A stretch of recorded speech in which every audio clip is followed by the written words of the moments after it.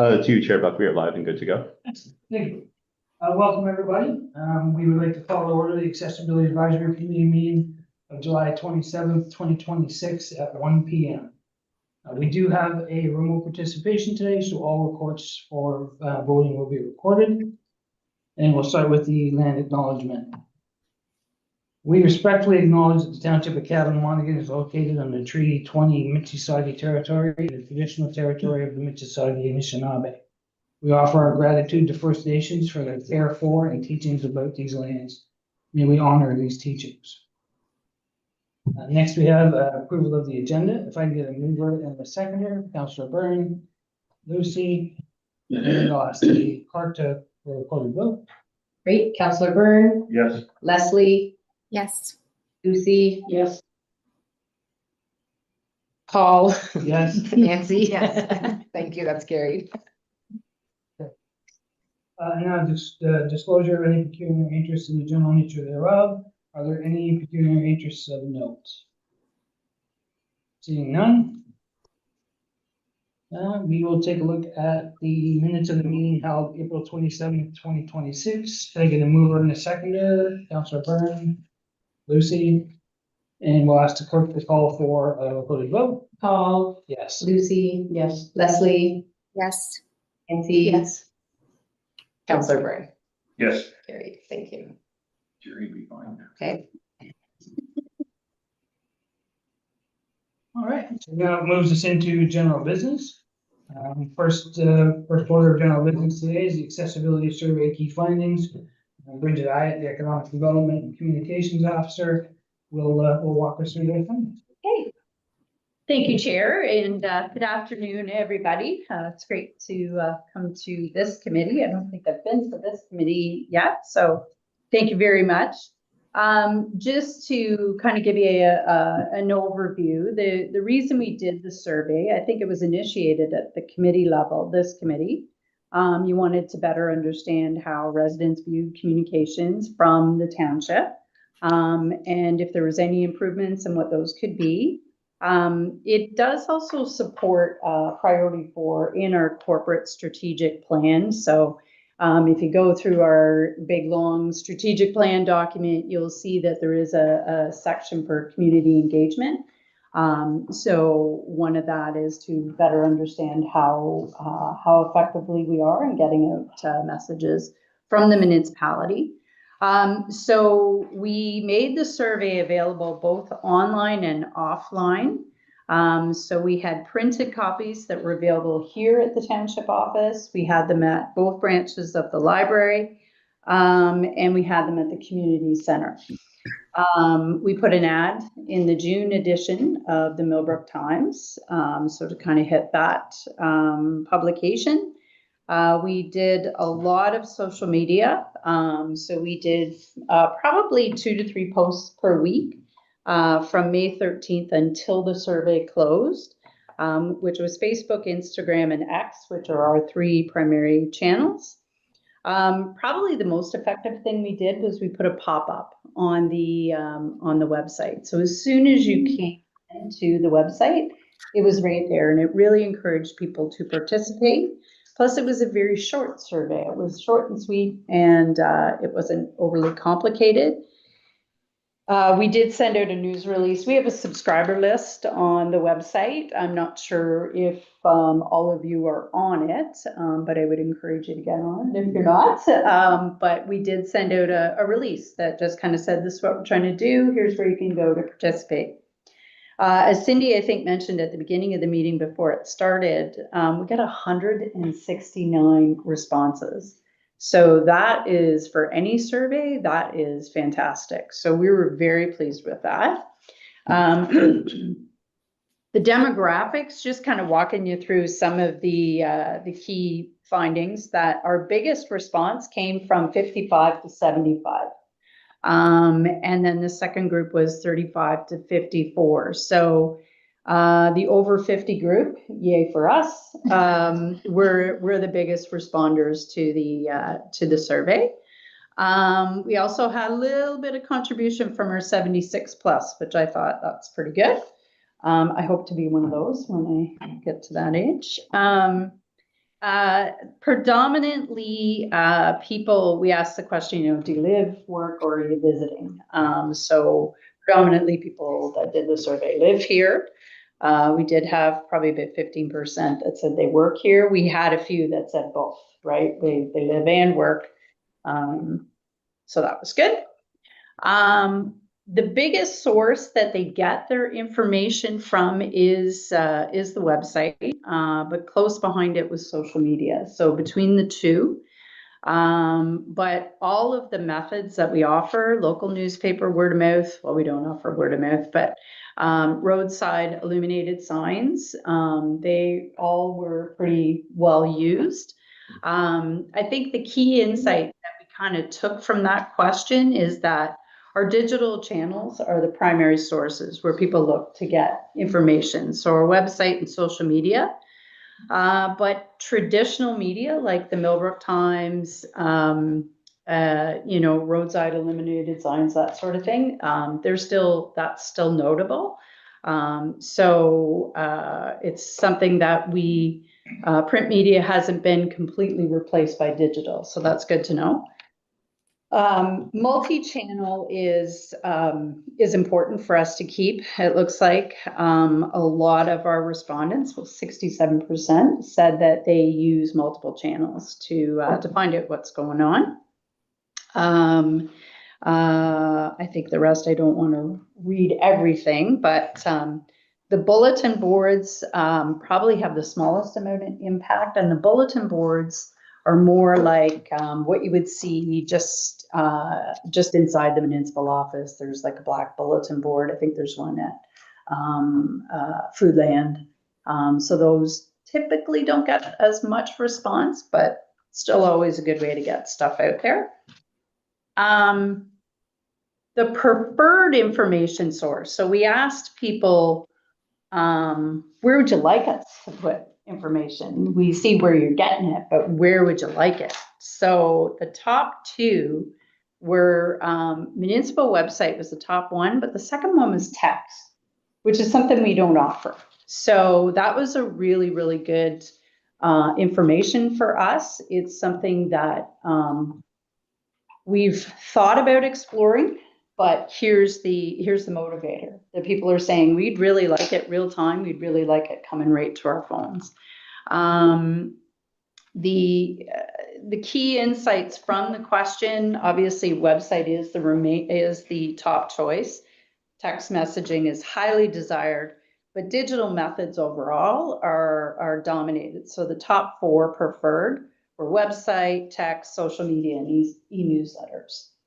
Yes, Councillor Burns. Through the chair, so when you're talking about text, so is this like blasting out those alert messages, like it just blasts out from somewhere here local? Yeah, everybody. Yeah, so when you get the missing child or that sort of thing, yeah. What cost is involved with that? That I don't know. So we've got it as a strategic priority to look at that, to say, okay, well, what would that cost to? When you refer to the website, you're talking about Cabin Monument page. Correct. Yeah. Okay, so print is still valued by nearly a third of the residents. So it's good for us to know that. We do advertise quite regularly in the Millbrook Times, 5 or 6 ads every month. So that's good. It's something that we want to keep doing, and it's obviously working. So the next question we asked was, what type of information is important to you? So the big thing they told us is community news and updates. So 75%, it was followed pretty closely by road closures and emergency alerts. So anytime I think the road closures are a big one, obviously, because if people are traveling and they're taking their kids here and there, going to work, they need to know if they've got a plan for an alternate route. The respondents, there was a pretty high engagement rate in that respondents selected about an average of 3.9 categories. So they want a lot of information from us. So that's good. So, and anything we have to put out, it's good for us to know that, you know, we can put it out on social media, we can put it out on newsletter. They want as much information as we can get. I think that's pretty much, they did say council decisions and public meetings. They weren't as that, they didn't see that as critical, which I was kind of surprised at that, but I think it's still pretty notable that, you know, if there's decisions that council makes that are important, they want to know about it. The next question we want to know is how easy is it to read and understand our communications? So overall, it was positive, which I was very glad to hear.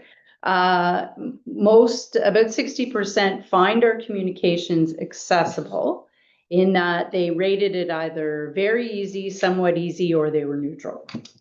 Or rated it very easy or somewhat easy. So that's good. But there was also a very large neutral a group, which, you know, like it says here, they weren't struggling, but they weren't overly impressed by it either. So that gives us a lot of room to improve, which is always good. A small percentage did say that they experienced difficulty, so 10%, but that's considered pretty vulnerable. You want everybody to be able to understand and know what's going on. So the some of the kind of leads into the next question is what would make township communications easier for you to read, understand, and use? And pretty much the overwhelming large response was to make it simpler language, which we kind of knew that was coming. There's a lot of comprehensive information that comes from council decisions. There's a lot of technical reports and that go with decisions that are hard to understand. So finding a way to break it down and make it a little bit more digestible. Did you have a question? Sorry. To the chair, so just on the last part, so post and notice, that's coming out on a page. Are those all web page related? It says website, posts and notices, like where else would you get a notice other than the web page? The last page we just did, page 17 or page 12, depending. So there's website, there's stuff going on the website, Yes. which, yeah, it's considered a post, but when we refer to posts, we refer to social media. Oh, okay. So it's your website, your social media, yeah. So you don't break it down how they got to the site as far as ease of access, user friendly? Well, we asked, That's good. typically what we put on social media, we already have it on the website. So some of the comments that it did come back, that web navigation was a pain point. So that's good for us to know and to understand. There were a few comments that they couldn't find things. It was difficult to navigate, hard to find specific information. So it's tricky because my first question is, what are you looking for? Right? So are you looking for something that is right on the front page and maybe you're just not scrolling far enough? Or is there something that we're missing? So these are the tool that I'm trying to use is our search engine, because you can go in on the back end and see what people are searching for. So that gives you a little bit better opportunity to be able to say, okay, we've got 20 people looking for the public skating schedule. It's a little bit buried. We have a lot of content on the website. It's not just one page, it's multiple pages, and you can't put it all on the homepage. So the most effective tool we have is our search engine to be able to go in on the back end and say, okay, we've got a lot of people looking for public skating schedule. Maybe for the next week, let's pop it up on the homepage so that people can access it fairly easily, fairly quickly.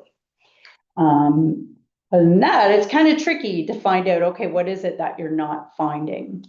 So we can try and tag our pages so that they're more searchable. things like that. So these are things we have to kind of work through. I kind of jumped ahead, so sorry. A lot of people told us that they wanted to see more visuals, so they wanted to see more icons, more graphics. They wanted shorter messages, and larger text. So that's good.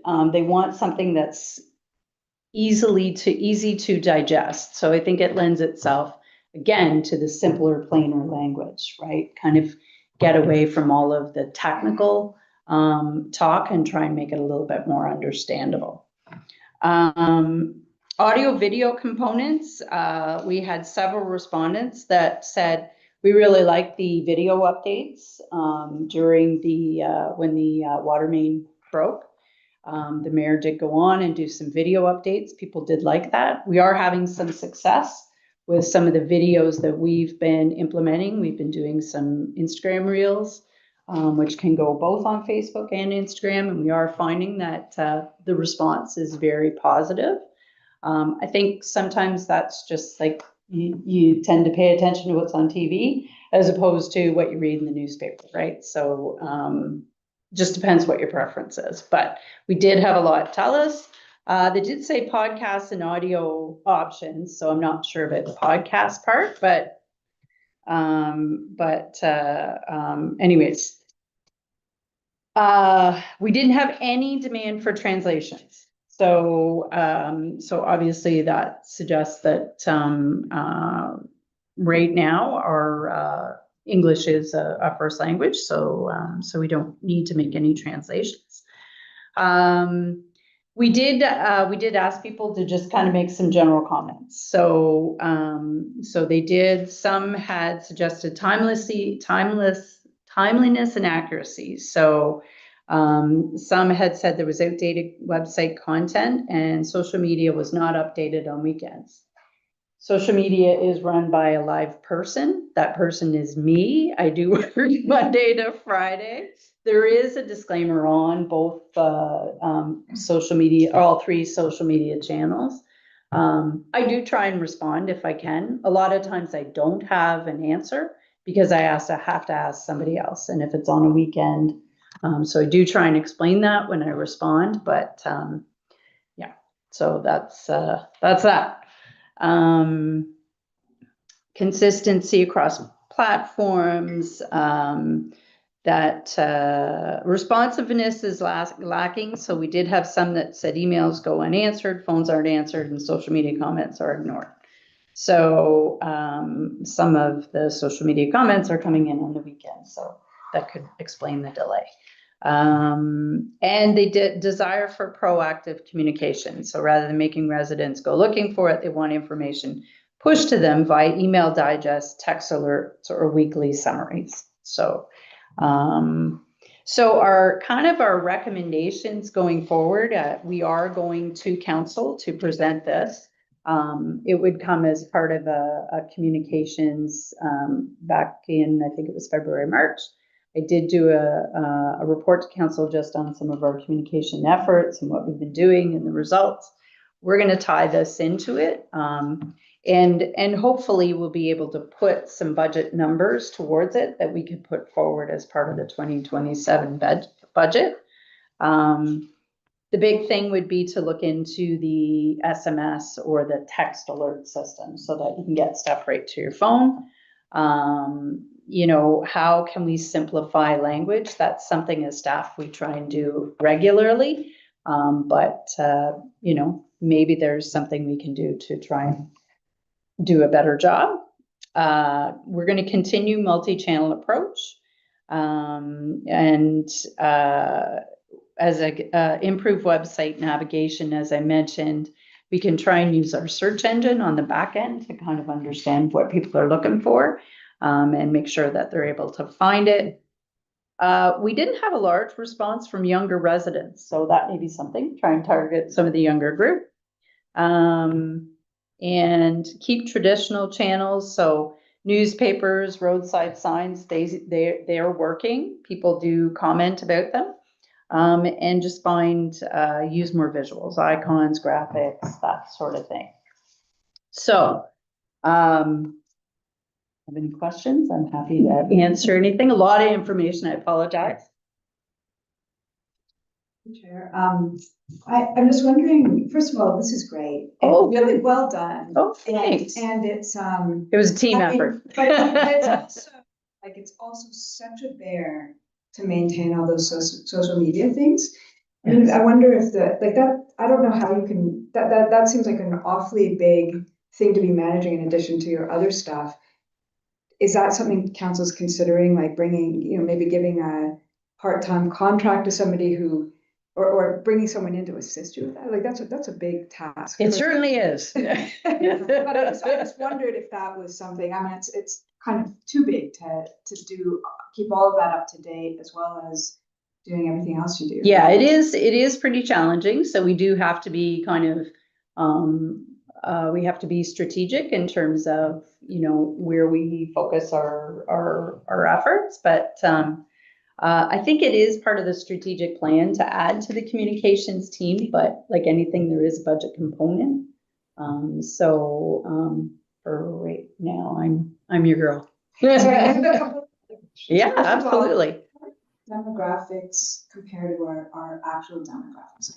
Like how many 35 to 54-year-olds do we have? That's a good question. Off the top of my head, I think we tend to skew average age is about 45 to 50. So it's a pretty big chunk that didn't respond. And where do they get their information? Do we know that? Do we know? I'm not that young. I don't know. I'm just wondering what do we know? You mean the younger generation? Do they use something other than the things we're all using? I mean, is there I'm just wondering if do they use like Instagram more? Or do they more word of mouth? I just don't know that. Yes. No, I actually was going to say that. Good for you. Look at you. You have a channel, don't you? Yeah. Thank goodness. So yeah, exactly. So I think Instagram, the data suggests that Facebook is more for the older demographic. Instagram, I think, tends to skew younger. But I think that's in itself starting to, I think more of the older demographic is moving to Instagram. TikTok is one that is used a lot by the younger generation. There's multiple channels that they're using that we're not aware of, and that's something that we need to figure out how to get to them better. And the key messages, right? Because the stuff that we're interested in, they may not be interested in, right? So it's understanding what information would appeal to them and how to present it, right? So a poster with a graphic and may not be of interest to them, right? Do they want a video of something? It's understanding, first of all, where to find them and then how to get them engaged. Yeah, That's going to be it. Yeah. And the last thing I wondered, we have a township Facebook page? Yes, Okay. we have Facebook, Instagram, and X. So yeah, I realize I'm one of the people who gets things off the hoop. The township. Oh, dear God. Please don't do that. Please. I mean, it seems to be a go-to. Mhm, It's not mhm. it's not my go-to, but I see that. Mhm, mhm. Yeah, I think it's an opportunity for its community, Yeah. right? So, because you see a lot of, oh, sorry. It's an online community, right? So it's where people go to kind of share information. We try and monitor what's being said. Not because we're trying to be Big Brother or anything, but if there's an opportunity for us to correct misinformation, to kind of say, oh, okay, guys, you're going offside here. This is the actual facts, and here's where you can go to get more information. But certainly, I mean, lots of communities have something similar, right? The mayor's posting the other day was great on Yes. correcting the information from the exam. Yeah. That was that was really helpful. Yeah, and I think that was a comment we received, that those videos from elected officials were well received. They were appreciated. They liked that information. So, yeah, presented that way. Leslie, do you have a question? I did, but Nancy touched on it. One was the enhancing the communications team, which was part of the strategic plan. So I, had a question about, what the, I guess, short-term plan was for that action, if there had been any movement on that, because I do agree, managing the communications it's a lot of work, and, trying to get back to people as well if they do comment on social media or if they do email with information that they're seeing, that can be certainly, challenging to manage. So I find that interesting that, people are providing that feedback, and that gives you something to work towards. But then again, like, we have to make it a priority, I think, across the board, so that we can support, these activities that people are telling us are necessary. And then I also just had questions about the demographics, but you guys just kind of spoke about that. So, yeah, nothing further. But I did wonder, are you able to tell, Bridget, how many people are subscribed for the email newsletter updates? Yes, but can I give you that number right off the top of my head? No, but I can. That's okay. I was just wondering. Yeah, because I think those are really helpful and they're timely. But I'm wondering, if people don't know that they can do that, maybe an option would be at some point to do like a quick video or a how-to sign up on the website for email alerts. Yeah, and I think it's a campaign on its own. I think that I've kind of have it on my radar to encourage people to sign up and subscribe to the website, because then you get information right away. Yeah. Particularly if you're somebody who would want it right to your phone, right, as a text, that might be kind of challenging budget wise, but it certainly could be an alternative if we could get people to sign up to receive updates. Yeah.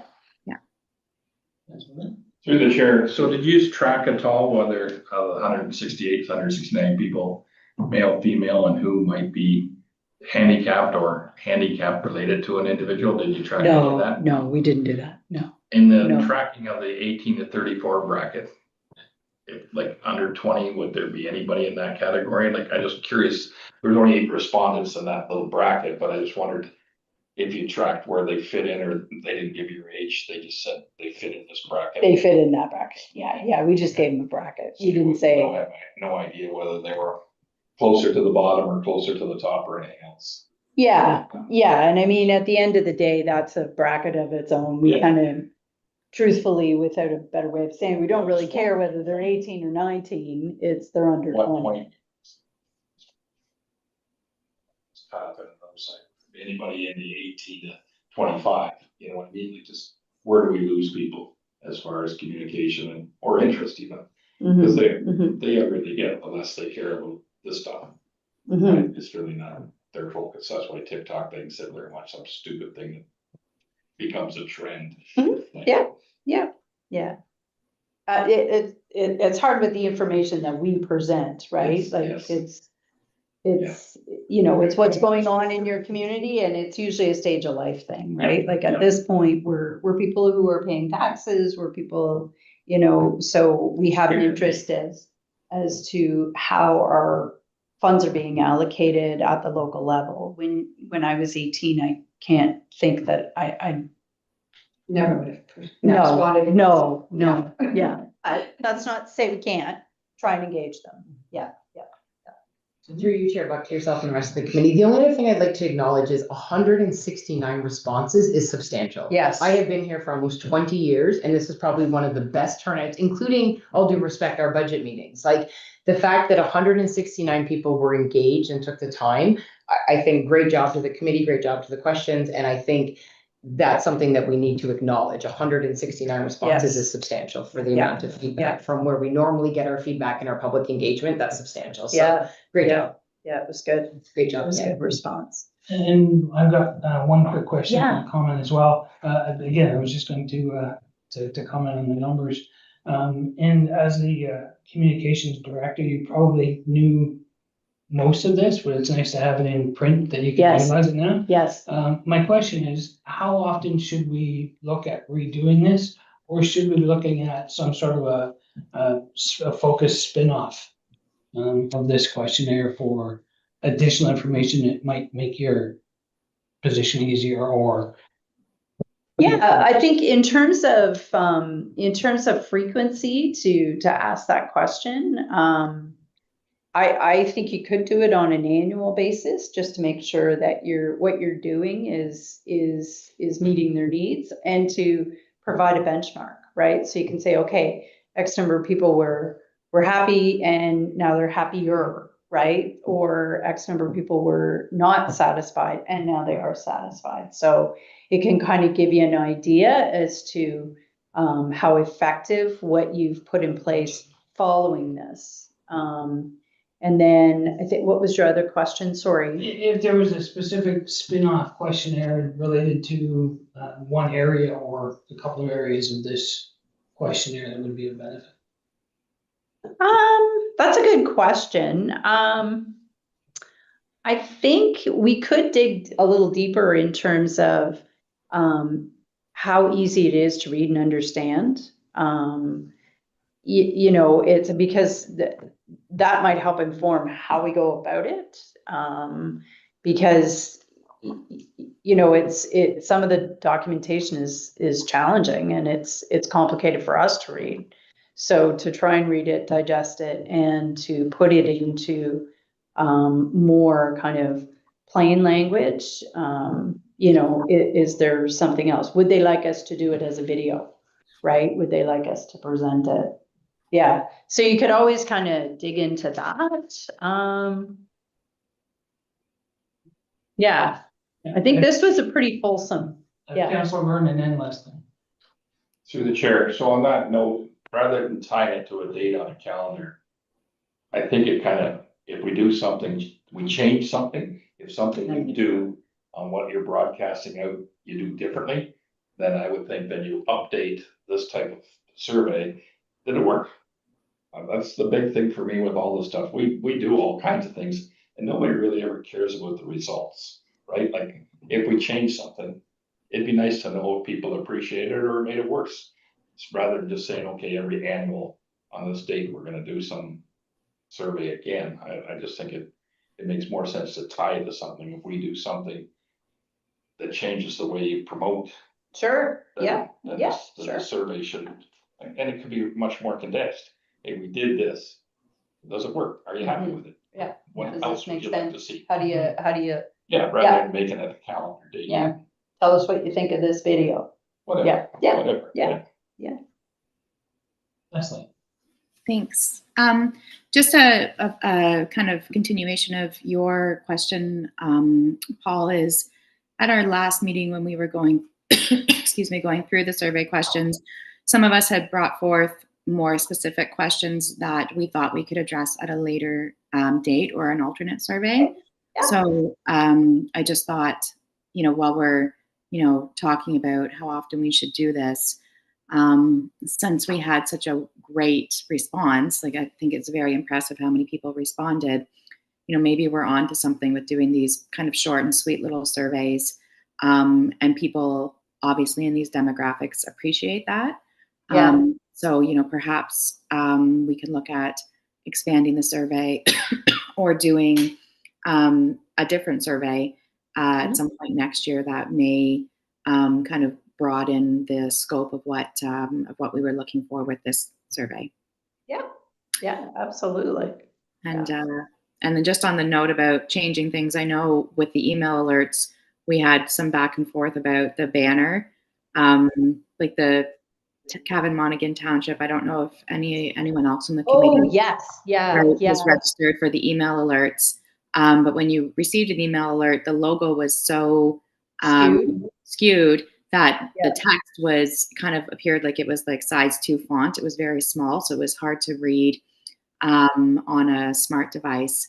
And Bridget was able to completely modify that. So now it just comes across as a very succinct email from the township. And I think like things like that are always, you know, staff is always open to hearing like feedback, or if people are having difficulties, and kind of looking at ways that you can adjust or fine tune things. And I think that that really lends to just the focus that you have on accessibility, and, you know, how important it is to make sure people can access information. Absolutely. It was good that worked. I wasn't really sure it would. Yeah, it's good. So thank you. I appreciate that. No problem. More questions? No?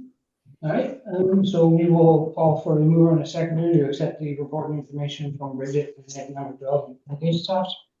Councilor Burns.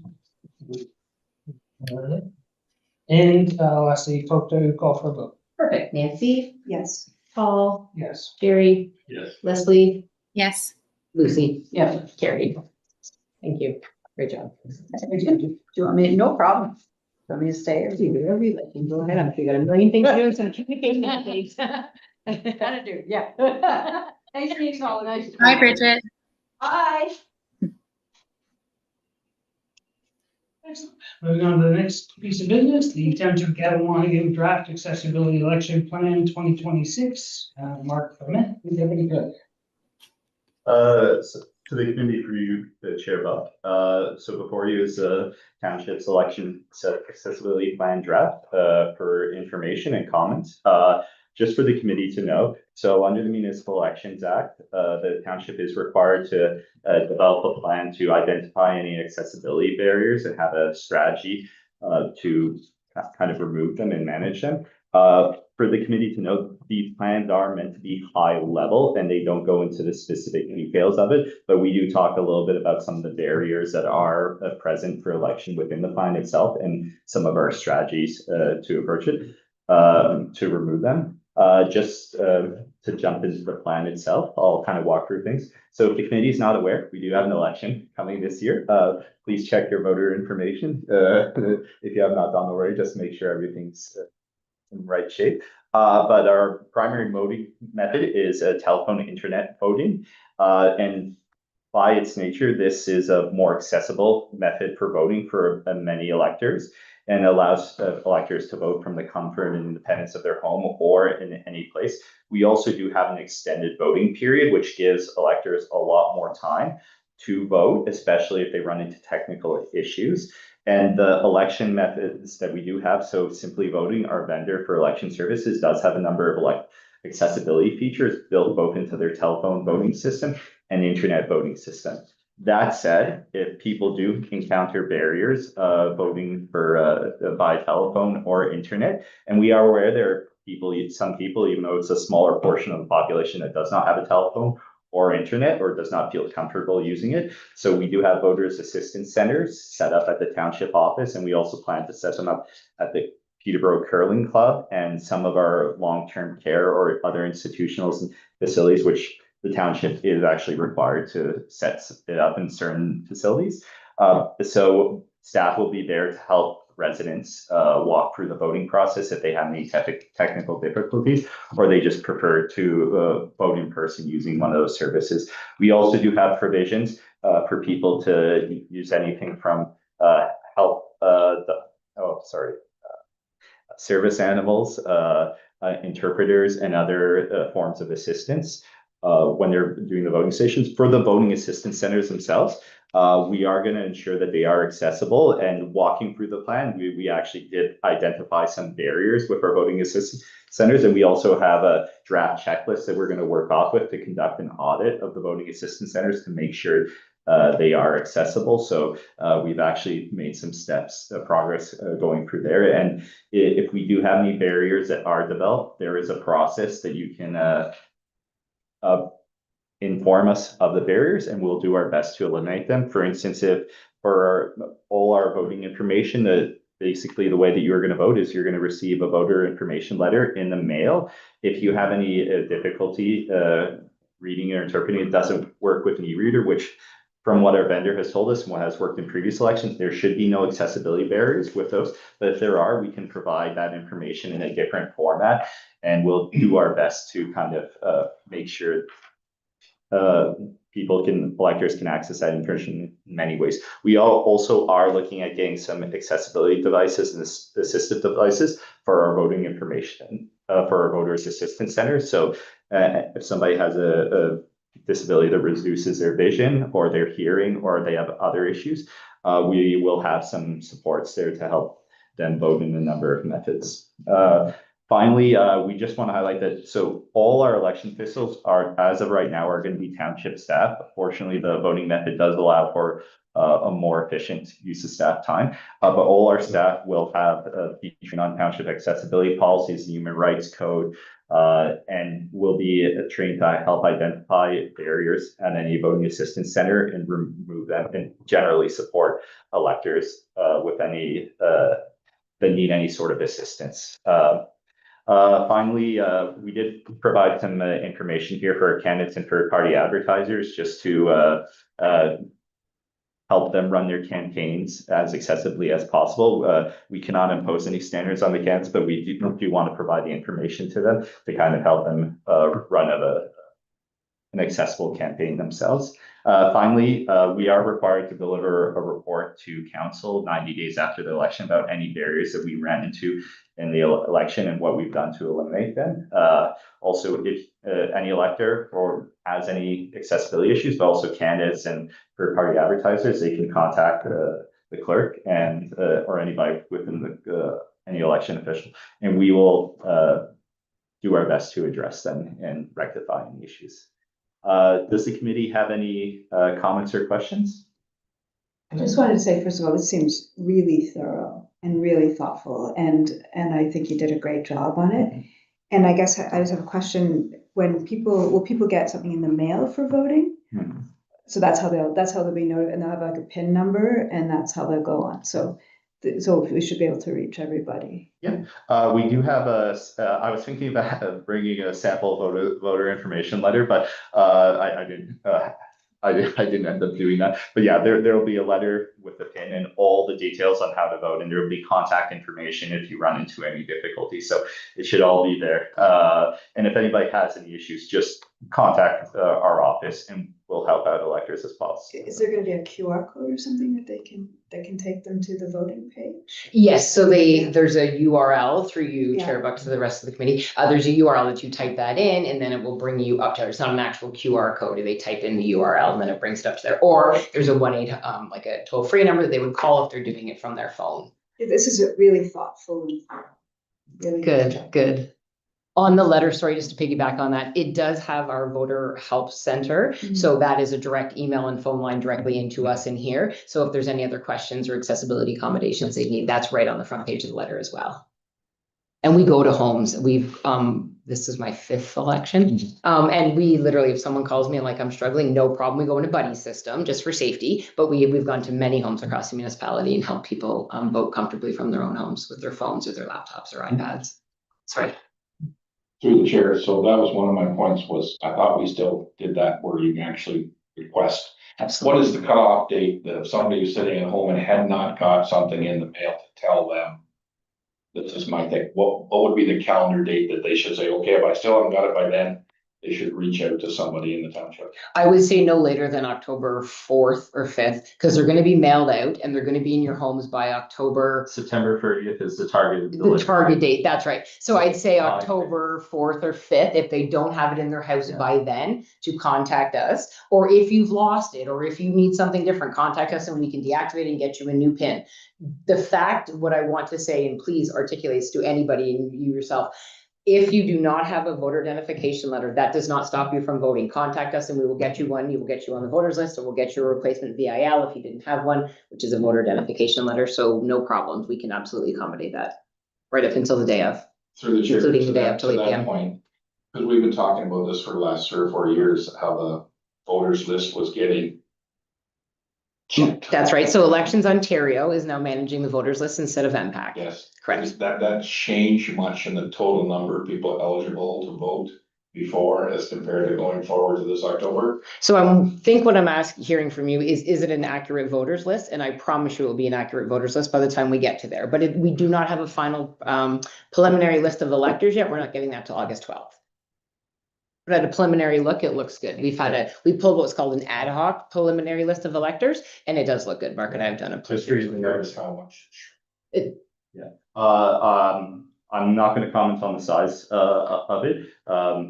We are a growing municipality. That's the one thing I would say. So just expecting, considering almost all residents are Canadian citizens and eligible to vote, well, those above 18 years old, you'd expect the voters list to grow. What I will say, Councillor Byrne, is on our end, we've been doing, it's been a continuous project, just maintaining the voters list. When we get the notice of death of a resident, we remove them. When residents have registered, we've actually followed up and checked to see that information has been correctly reflected in Elections Ontario's portal, and we're trying to make sure we are going on the community and basically encouraging people to check their voters registration. Even if you've lived in the township for 10, 20 years, sometimes some weird stuff can happen. Human errors happen at the polling booth in either the provincial or federal election, even in the municipal election sometimes.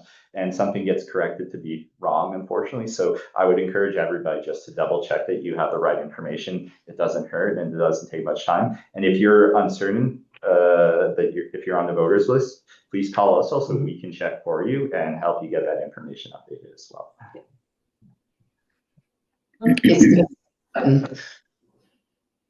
Leslie?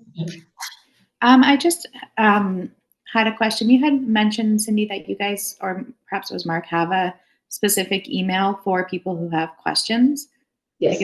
Yes. Is that, because I noticed on the website, these alerts that pop up as soon as you go log on to the website, which is great. It says, make sure you're registered on the voters list. At some point in time, will you modify that to include the kind of the contact information if people are struggling to vote? Or how do you plan to kind of roll out those contact like numbers or emails if people need help during the election? Absolutely. Sorry, through you, Chair Buck, to Leslie and the rest of the committee. So absolutely, it will be on the front page. It will be voter identification letters. It will be in the September edition of the Millbrook Times. And we will be at family or at ladies' night or girls' night out. And we'll also be at the fall fair, getting all the information out there. And there's a little flyer that's going to go out just as a reminder again, but it is high level on the website within it, but it's not a jump up box yet. Right. After August 12th, as soon as you go to any of the EO portal or any of those platforms, it redirects you back to the municipality now. So that information will be switched over after the 12th. Okay. So And it will be the new alert box. Got it. The plan's excellent. I really appreciate all the work that probably went into it, and it's very thoughtful. So yeah, you guys did a great job. Great. If you don't mind me saying, to the committee, we are looking for some volunteers to kind of help us with auditing our setup for our voters assistance centers. This is for accessibility issues, but we'd be happy for any sort of feedback. I don't know that we'd be aiming to do this probably in late September is I believe the date that we're looking to do this. Or what we were saying is we could piggyback before our September meeting that we have scheduled if the members were going to be here anyways, because by then we'll have everything set up ready to go. But I did say truthfully, I might reach out to Chair Buck just to see if there's any random things. But if the whole committee wants to come, we can come before the meeting on the 27th. Or if we want to, we can coordinate something over and above this on the later part of September, or later part of August, beginning of September, if just a couple people wanted to come in. It's entirely up to the committee. It doesn't make any difference to us. Yep, we can send an email out following it and see. Great. Yeah, I mean, I'd be happy to assist if you guys need any volunteers. Yeah. The reality is, and I say this in honesty, I don't want to take this whole space down and then have to set it all back up again. So I'm thinking the closer to our go live up for October 13th, then we can just have it all set up. So that's why I'm thinking the latter part of September before our meeting would probably be a little bit easier. And we still have time to implement any changes. Absolutely. So it gives us 2 weeks. And we would really do appreciate any feedback that we can see. We have our own vision, but people see stuff differently. Yes, absolutely. Good. Any other questions, comments? Seeing none, Then we will call for the vote that the accessibility advisory committee received the township of Cavan Monaghan draft accessibility action plan 2026 for information. If I need a mover and a seconder, Councilor Bernie, Lucy, and we'll ask the clerk to call the vote. Perfect. Leslie, Yes. Nancy, Lucy, Yes. Jerry, Yes. Paul. Yes. Fantastic. The next piece of business is that the accessibility advisory committee take a look at the work plan. Perfect. Through you, Chair Buck, to yourself and the rest of the committee. I just wanted a high level, at the last meeting, I said I wasn't going to bring this forward to every meeting, but because there's so many items that we need to start thinking about for our September meeting, we thought it would be valuable to add. So one of the items that we're going to bring forward to you is our draft status report. So this is after we've implemented the ideas that we have on our work plan and kind of where we're at with that. So part of that inclusion will be how many site plans reviewed or the feedback of our accessibility survey. So those types of things, we have to annually present a report to council. So we'll bring that draft report to this committee to have a look at to see if there's anything that we're forgetting or any other areas that we want to capture, and then we'll present it publicly to council. We also have to be prepared to start thinking about things for our September budget ask for the 2027 budget. So not jumping too far down, but that survey, back to your point, Leslie, was something that we talked about looking at identifying barriers, but we needed to figure out what our definition of barriers were so that we could gather that right feedback. So again, maybe that's something that we can look at for our 2027 rollout. An initiative for that committee or initiative for our 2027 and to continue with the surveys. So we've already updated our accessibility plan. Mark has just given you that. So again, 90 days post our election, staff will present the final reports to council. And if we hear any feedback or if you hear any feedback during the election, please feel free to reach out. Or if you have members that need any of our assistance during the voting period or even prior to, please do not hesitate to reach out to myself, to Mark, to anybody, whatever we can do to support people. I think we can skip the first one. So then the feedback survey, again, Bridget just presented this. While she was speaking, a couple of things were running through my mind. And we can take it away. So is it value added for us to keep tweaking those questions, or is it valuable for her to take this forward, and then provide it to council as, the next steps, and then we just keep creating the platforms for these surveys, and then it goes to Bridget. So there's a lot of things that I think we bring a lot of value where we can add to these questions, but I think how we maintain the momentum of it, I think we might transfer that. So leave that with me for a minute to percolate, because I think we can bring it back to the committee to say, oh, is there anything else we're missing? But the like the KPIs, like the metrics and the monitoring, all of that, I think that would probably fall more at the staff level. And to your point, let's say hypothetically council supports implementing text if the budget's there. This committee, I don't feel, would go back and say, this is a result of doing that. I think that would be under Bridget's portfolio. So leave that with me, but I think us creating these surveys and these questions was phenomenal. So I think let's keep, thinking about that in our land, and then we'll kind of go from there. So we'll take that as a bit of a takeaway on how we maintain these questions, but it's not just an annual survey that we're kicking out, to your point, that there's validity in it. And we're checking what we've done from the previous year, from the previous results and feedback, and is it actually working? And if it's not, then what do we need to do differently? So a lot of great conversation from these surveys. This is fantastic. So then next is our design of public spaces, and I kind of piggybacked on this. If we get any site plans moving forward, we will call an ad hoc meeting if we need it. Currently, there aren't any on the horizon, but if there are, but part of our annual reporting, we will talk about those numbers and how many were reviewed and what those site plans were. So that will, give us an idea how much we've actually accomplished. Hopefully, the next point is our update on the temporary parking spots and kind of how that's going. So we will still have two big events. We're still going to have our Remembrance Day closure for the parade, and we're still going to have our closure for the Canada Day event, or not Canada Day, the Christmas event and our Santa Claus parade. So I would like to run this course for this whole year, and then we'll come back to the committee on if these two temporary spots in front of the post office are working and the side spots that we're using for our parades, or if we need to go back to the drawing board. I haven't heard anything negative, so hopefully they're working then. That's generally what we hear. Oh, good. Okay, we got Leslie. Cindy, do you know if the spots will be set up for girls' night? The answer is yes. That is part of Bridget's design now, that all of those two temporary parking spots will be right in front of there. The only time we run into a bit of a hiccup is the parade closures, because that takes the whole street on if that little side chunk on Union works or not. But no, Okay. it will definitely be part of the closure for ladies' night, and actually girls' night. Mark and I will be there, so we will double check that is happening. Excellent, because I know it starts at 4, so I was thinking, I wonder, if you'll notice people using them, perhaps to access the pharmacy or the post office later in the day. Mhm. I will remind our public works crew too, just to make sure that they are there. But yes, that's the plan. When Bridget sends out that the road closure map now, those 2 spots are actually identified on there. Awesome. That's And a great job, committee. Like, honestly, that's a big win, if nothing, a lot of things, you guys, that's great. So I will make sure that's there.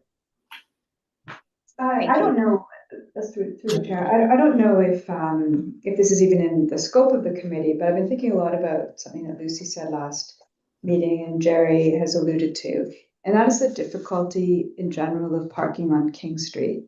And that when we think about accessibility, I know we're thinking particularly of handicap parking, but it seems to me that a lot of those spots are continually perhaps taken up by people who are working there and they park all day along there. And so very frequently, someone like Lucy, who may not, people who may need closer parking, but may not need a designated spot. I guess I'm wondering whether there's a role for us to think about who might those groups be, like seniors or pregnant women or people with infants, like they do at grocery stores, or customers. Even having 2-hour parking seems excessive in front of the drugstore. It's hard to imagine what you would be doing there for 2 hours. And I'm just wondering if there's a role for this committee to think about King Street and how we make that sort of small a accessible for people, for customers and people coming and going on their business who may need to park closer to those things. And I just put it, I don't have an opinion, but I just was thinking a lot about the issue that you were identifying outside the hardware store, and whether there's something to be said for designated customer parking so that we preserve King Street for the people who are patronizing those businesses in that moment, but particularly the ones who may not be able to walk a couple of blocks from the nearest parking. Would that be something the BIA can comment on? Or no? Okay. So I think through you, Chair Nancy, very good point to yourself and the rest of the committee. I think it's been a riddle that they've been trying to solve for 20 years. And then integrate, now we've got, the patios down there, which, was an outcome of COVID, really is where that all kind of came out of, to allow the outside businesses to have more, or inside businesses to have more opportunity from an economic development perspective. And I think then there's the whole legislation that says for this much parking, you only need this many accessible spots. And then again, who could enforce that only a patron that was going into Williams Home Hardware, for example, is actually going in there? It's always that riddle. I would say I know staff, and I'm sure Councillor Byrne can piggyback on this, as well as council, are trying to solve the parking riddle downtown and what we do and how we address that. I will definitely say we can provide comments, but I think it's something that they're already trying. So it's on the list. Oh, absolutely. Like Councillor Byrne speaks about it quite frequently, and look, I can see him looking through some, and the challenges with the lack of parking, or the perception of the lack of parking, because I think it's the same all over. If you go into Peterborough, you have the problem on King and George, right? Or Water and George. And so it's about enforcement, because it's a dual, like you've got residential property, plus you've got commercial property, and it is just a riddle that we've always been working on. And I think we know it's accessibility, but for all layers, to your point, it isn't just people with wheelchairs or people that have children or people, it could be a variety of things. It may be too much stuff. Like we used to have a quilt shop down there, and the concern was they couldn't get their sewing machines in there. They didn't want to walk them that far. So there's so many levels, but how do you find that fine line with only 20 or however many parking spots are down there? So they definitely know it's a concern, and it's always been a riddle that council and staff have been trying to solve. And I think clearly those outdoor patios were full. I just drove by it. I mean, that's a really important sort of economic source for those businesses. But I just also see that maybe people are just going to work and parking there at 8 o'clock and going home at 5, and there's the spots for the day. So I do know that staff and the county, because the county Yeah. does regulate parking on King Street, this is the other fine line, and I know that our bylaw enforcement and the county staff have tried to work in collaboration, they've even hired security people to go down to do enforcement. So it is on. It's on the radar. Oh, absolutely, and they're dealing with it constantly. Okay. Unfortunately, yeah. Yeah, just on Nancy's comment, I'm wondering, because I know that we changed the old fire hall, the parking lot there to be municipal parking. And I think just from my brief conversations with some of my neighbors, a lot of people aren't really aware that that's been turned into free municipal parking. So I'm wondering if perhaps, we're talking about these, like this functionality of the website, and we're talking about communications and information. Maybe that's something to put on like the front, like an alert when you pop up on the website. Like, did you know that there's unlimited municipal parking now at the fire hall? I'm sure you guys have talked about that, but it might encourage people to, park there instead of parking on King Street. Because I see sometimes people, like when I was waiting outside the pharmacy for my prescription, like I saw the same car just looping around and around and around on King Street. And I'm thinking, I wonder if they know that they can park at the fire hall, which is really like a 2-minute walk from the pharmacy. So through you, Chair Buck, to Leslie and the rest of the committee, the August 10th agenda, we do plan on bringing a parking report. So it is going to exactly do that. It's going to identify that so that people know, and that there's going to be a map that's going to identify all the spots. It's been a constant question. So that is what we're going to do. That's the tentative plan right now. If it doesn't make it, it will be to September. But yes, within the next 2 months, we are presenting a report to council on the public parking spots that are available, identifying where they all are. So to your point, the public and the people visiting the community too also know where they can park. So yes, that's exactly what we're doing. So that's great. Okay, great. Thank you. No problem. Great idea. Through the chair, so 2 things.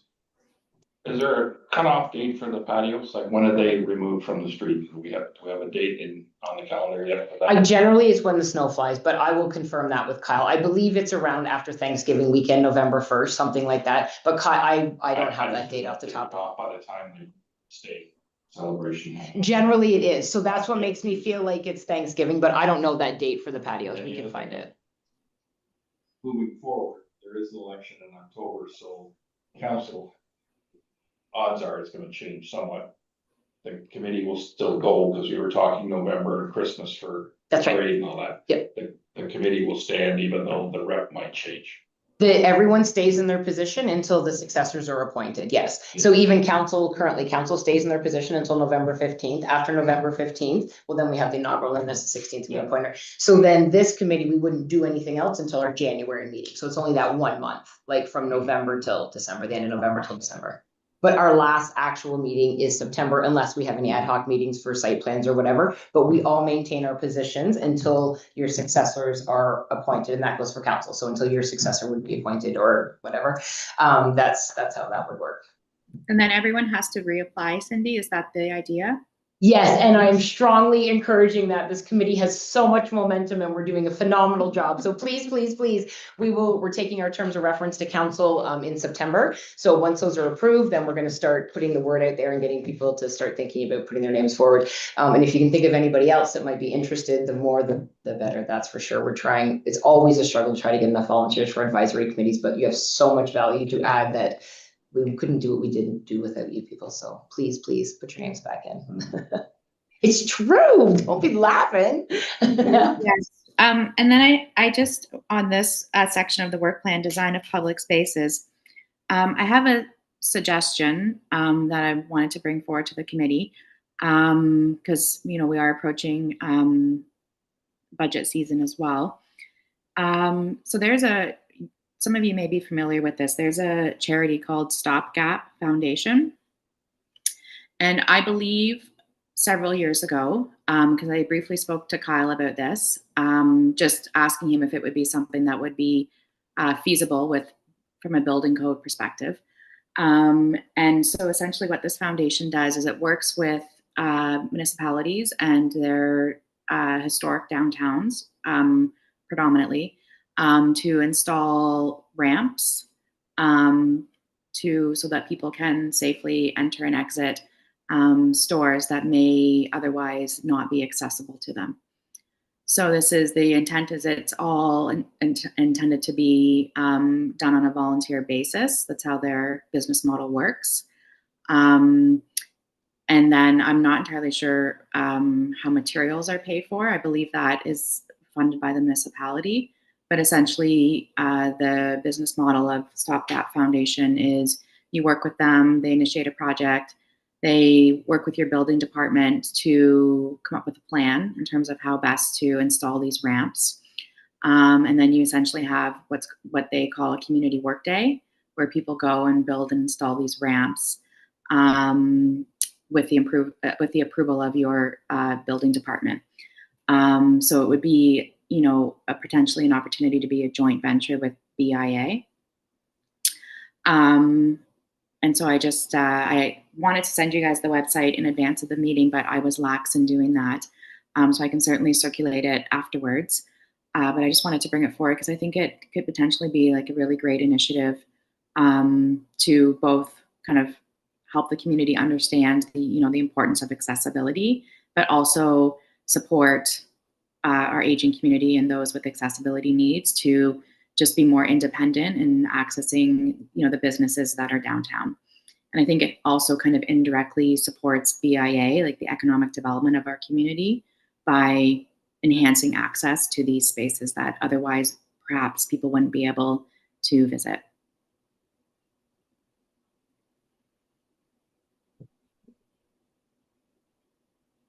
Through the chair, on that point, some people came forward to me asking about the same topic. I Okay. talked to the owner of the fitness facility there near the barber shop, because they do have an aluminum ramp. We do, yeah. And it's a little different because as you move farther west down the street, the grade drops, the buildings go high. Yeah. But it was a personal thing that the last owner had done. Yeah. He wasn't aware of the details I was trying to get into, but it could be done in the next 3 or 4 store openings reasonably easily. But once you get down community care and that, the grade is quite a bit different, but yeah, the trip hazard, if it's a ramp that extends too far out to the sidewalk to give you the right gradient to get into the building. Now somebody walking down the edge of the building trips over the damn ramp, so, right, so issues, but possibilities to fix it.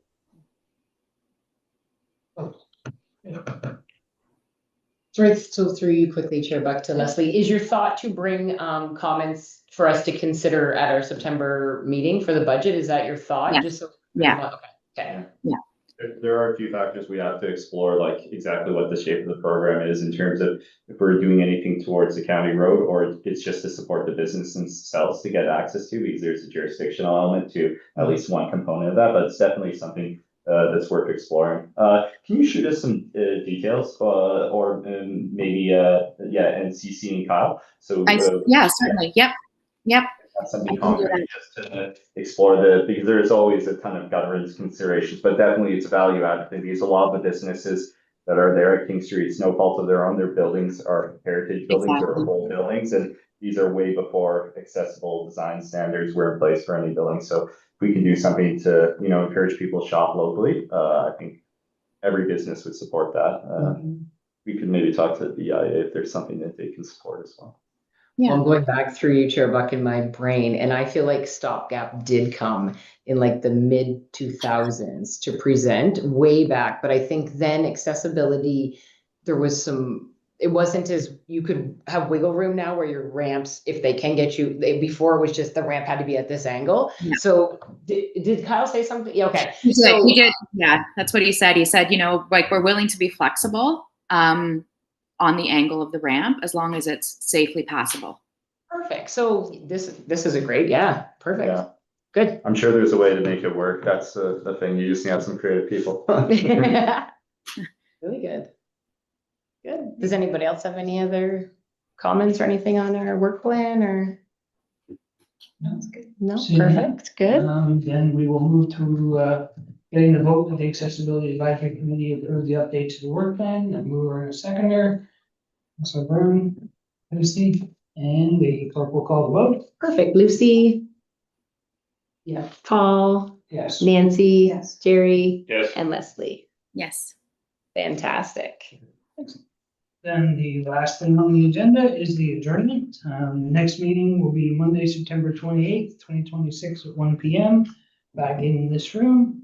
And now we will call the vote to the Accessibility Advisory Committee meeting adjourned today at 2:10 PM. I can get a mover and a seconder. Councilor Vern, Lucy, and we'll call the vote. Jerry, Yes. Leslie, Yes. Lucy. Yes. Paul. Yes. And Nancy. Yes. Great. Excellent. Thanks, everybody. Thank you, everyone. Thanks, everybody. Bye, Take care. Leslie. Bye.